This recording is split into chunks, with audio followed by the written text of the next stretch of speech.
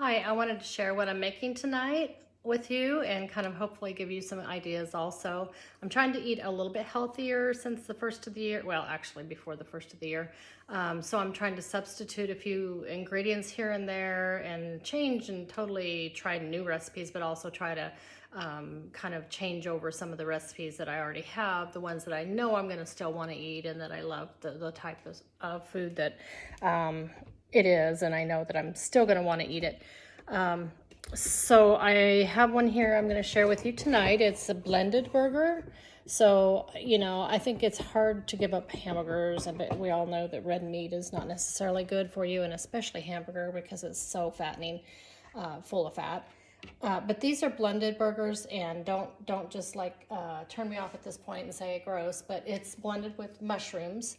But you can't even taste the mushrooms, I swear you can't. And honestly, they taste so good. They are so much better than just a regular burger. They're meatier and more filling and have great flavor. So I wasn't sure when I tried them at first, but I was a fan fairly quickly. So I just have some, I use Bella mushrooms. They usually are the best as far as flavor goes.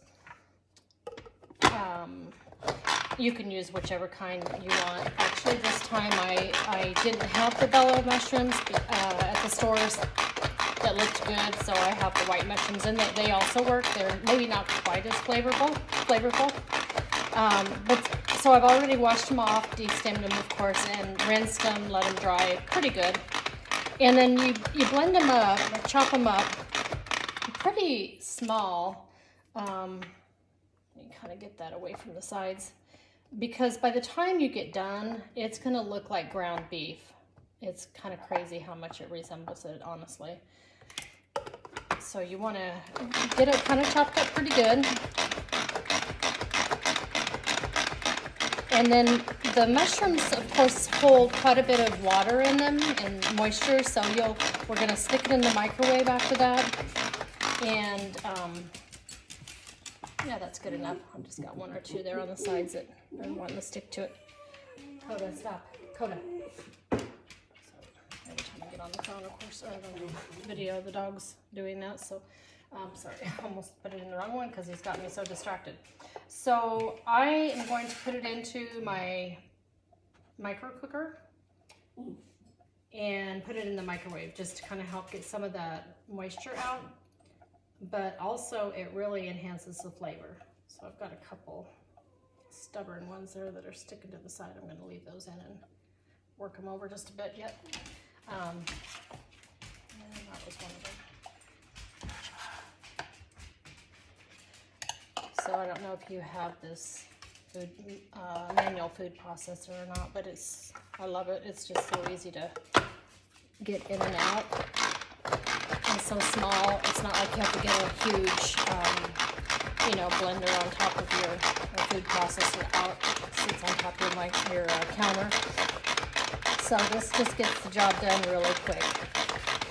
Really sharp blades, I can tell you, because I cut my finger once on them. So you do have to be super careful when you're washing it. Kind of keep an eye on where your fingers are exactly.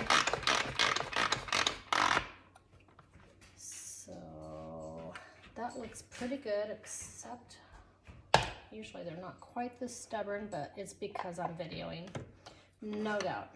No doubt. I'm going to take that one out and run it through just a little bit more, or exclude it since it's not wanting to cooperate.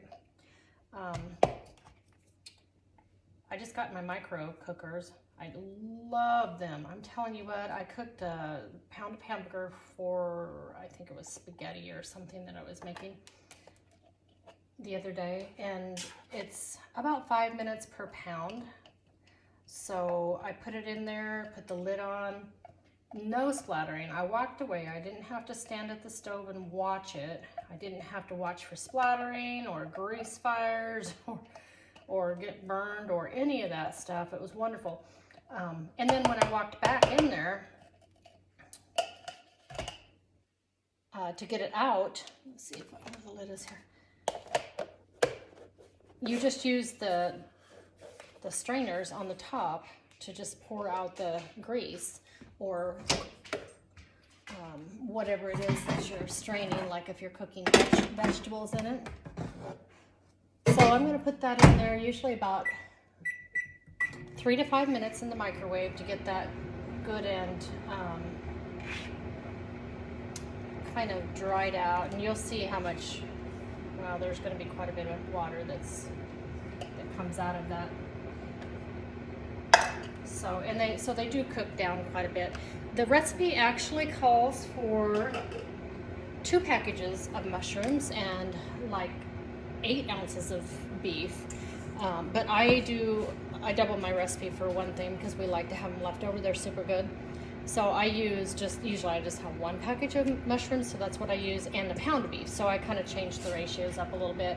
Of course, that doesn't matter, so you can do it however you want. So I have like 92% ground beef. And while that's cooking, I'm just going to kind of season that.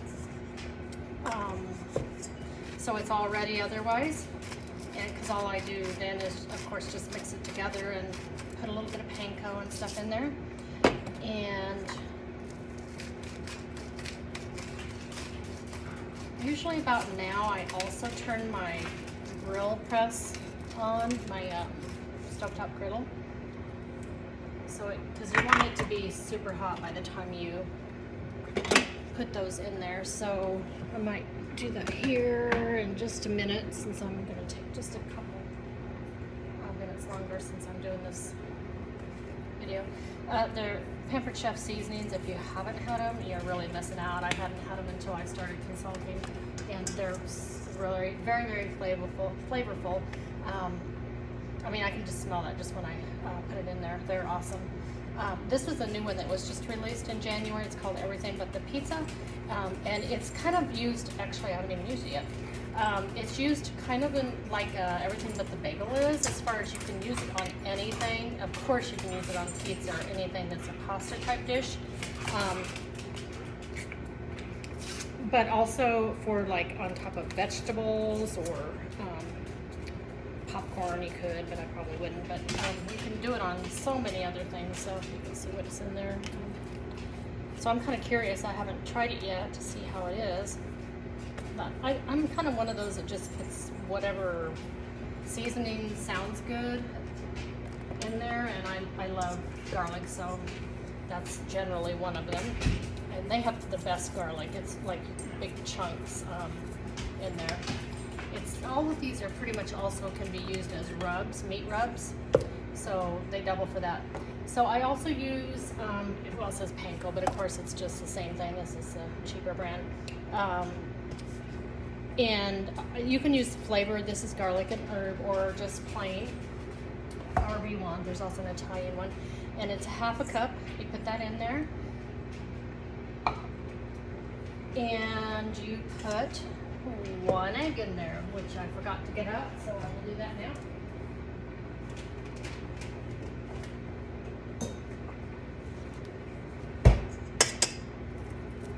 These stainless steel mixing bowls are super also.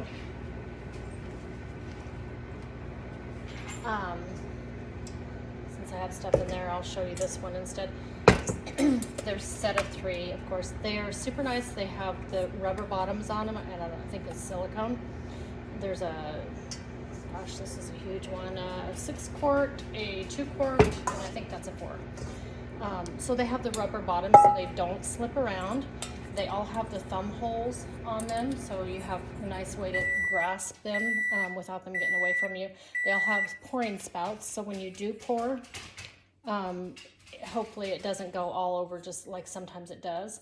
And they all also have measurements. I don't know that you can see that in there, but 1/2 cup, 1 liter, or 1/2 liter, I mean 1 liter, up to 2 liters. And the other side is in cups, 2 cups to 8 cups.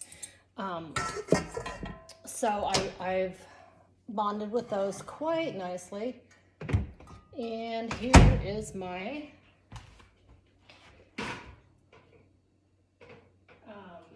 mushrooms, and I'm straining those pretty good.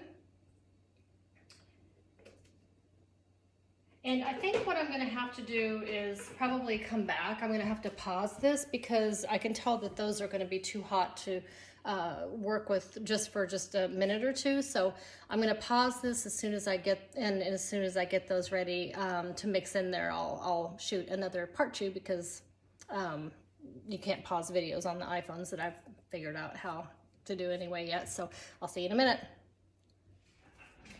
Okay, I'm back with part 2 of the blended mushroom burgers, and the mushrooms have been in the microwave and kind of got the flavor intensified, enhanced, and also got some of the moisture out, and I strained them. So look at that. Doesn't it look just like hamburger? That is mushroom, not a hamburger. But look how much it also cooked down. So easily you could use the 2 packages that it suggested. So I'm gonna put that in there with the hamburger that I already showed you and mix it up and get this dinner on the table. While I'm doing that, I also wanted to take advantage of the time and show you another product that they just came out with in the fall. It's called Enrichables. This particular one is the pea protein, and the other one is a kale and fiber, I think, kale. I haven't tried that one. But it's a great way to add some nutrition to each meal. You can put it with any food, and especially with kids where it's hard to get all those vegetables and nutrients in with picky eaters and whatnot. It does not change the flavor. I have heard or read reports that the kale one, sometimes with certain really light colored foods, may change the color just a tiny bit of the food, but most people don't notice it at all. But you just use one. The scoop is really tiny. Gosh, if I had to say, maybe a teaspoon or something in there. So it's not very big as far as the amount that you use. And you just put it right in there and cook with it, and you get those added nutrients without having to worry about finding them in a pill, because that's never good either. And it's all organic. It all is natural food. There's non-GMO. It's vegan. It's organic, vegan. It's non-dairy. It's made without nuts. It's gluten-free, and it's soy-free. So it's free about everything there. So this is the burger press, and I'm going to use that. There's this apparatus here you don't need to use unless you're doing sliders, and then you just fit that in there. And of course, then you just use, this is the press part, and it just presses down into there and kind of forms the hamburger into a nice even thickness. So you just use that side for that. I'm not going to make sliders tonight, although they do cook a lot faster, and it's a great idea to do that. But if you're using the regular side, of course, it's like that. So the bottom of this is kind of a rubbery, so you can see you can push on it. That's how, once you get them formed, you just invert that and push on that, and it comes right out super easy. So let's get these hamburgers made. I have gotten, so with this, I do not have to use my hands for hamburger at any point, which I love, because it's nothing grosser than touching raw hamburger, and it just, ugh. And then plus it seems like it takes so long to get it off your hands with the grease and everything in there. So that is not very well formed, but I know with that press it's going to come out just fine at the end here, but get it just a little bit better than that. And of course you can make them as thick or as thin as you want, depending on how long you want to let it cook and whatnot. So, and I put just a little bit too much in there, as you can tell, because it goes up around the edges. I thought I was getting a little zealous. I'm getting hungry, and I don't want to wait for that to to make more of them. So here is I have the older version of the grill, the stovetop grill, and you can tell that for a couple reasons. First of all, it's made a little bit different, but also the logo on there, I don't want to burn myself by lifting up on it, is the old Pampered chef's hat. So through the years, the logo changes. Like right now, it's the spoon, and you can kind of tell the age of some things because of that. So I have this heated already, and as you can tell, the bottom, it has the nice grill pattern to it. So I'm just going to go ahead and plop it in there. Usually I just put them on the one of the cutting mats and put them all on at once, because I like to have them all cook about the same amount of time. But again, I've kind of gotten behind tonight on dinner, so just going to go ahead and put them right on in there as I make them. This is a pretty generous size hamburger with this press, so honestly the slider size, if you have a smaller appetite, is probably enough. You know, but most of us are more used to just the regular size hamburger. But these have such good flavor. It's just, I fell in love with them. So the Pampered Chef recipe site is awesome for great recipes, but also YouTube. If you go to YouTube and put in Pampered Chef, and then if you have something in particular that you're wanting a recipe for, then you can also put that in. But there is the main one that I got this from is called, it's a Pampered Chef site, not one of the consultants like me doing it unprofessionally and, you know, with dogs barking in the background. But it's a Pampered Chef site, and the lady that does them on there, well, a lot of them, not all of them, because there's several people, but her name's Sandy that does this one. She's very professional, very well spoken, unlike myself. And looks very pretty, young, and you know, all that stuff. She's also a nutritionist. But the actual YouTube video that I got this from it's called Comfort Food Makeovers, and there's 3 different foods that she makes over, and this one is one of them. And then there's macaroni and cheese that is made with, gosh, I think it was squash, I believe. And then there is one other one which is escaping me right now, but I have not tried the other ones yet, but I want to do that. So I should have put that one over there just a little bit more. But I would really recommend you go on there and check out those YouTube videos. Of course, they won't be as comical as mine because she doesn't have stuff dropping in the background and things not working quite as planned, although they do 99% of the time. Then you turn the video on and, you know, something doesn't work quite like it always has every other time. But that's life, and I'm entertaining, darn it. Okay. So what I'll do, I'm going to cook these at 3 to 5 minutes per side. And I'm going to have to move those over there. That was not very well spaced out. And usually you don't really want to mess with them a whole lot because they are just a little bit fragile until they get kind of that not burnt, but cooked side to them. So they might be just a little bit more than regular hamburgers. As a matter of fact, let me take some of that out. I didn't get those mushrooms quite as dry as usual because I was kind of in a hurry. But that's pretty good. I think they'll be good. They're going to be delicious. I do know that. So there's the press that I put on top.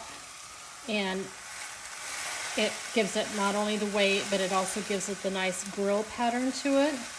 This handle is a nice beefy handle. It's super solid. It doesn't have the rivets that are going to come undone and get loose. I've had this for, I don't know, maybe 20 years, 15 for sure. But the handle does not get hot, so that's also awesome. Neither does this handle. Of course, it's covered with some rubber silicone type of a material. So I am going to sign off, and I will put a picture of these in the comment section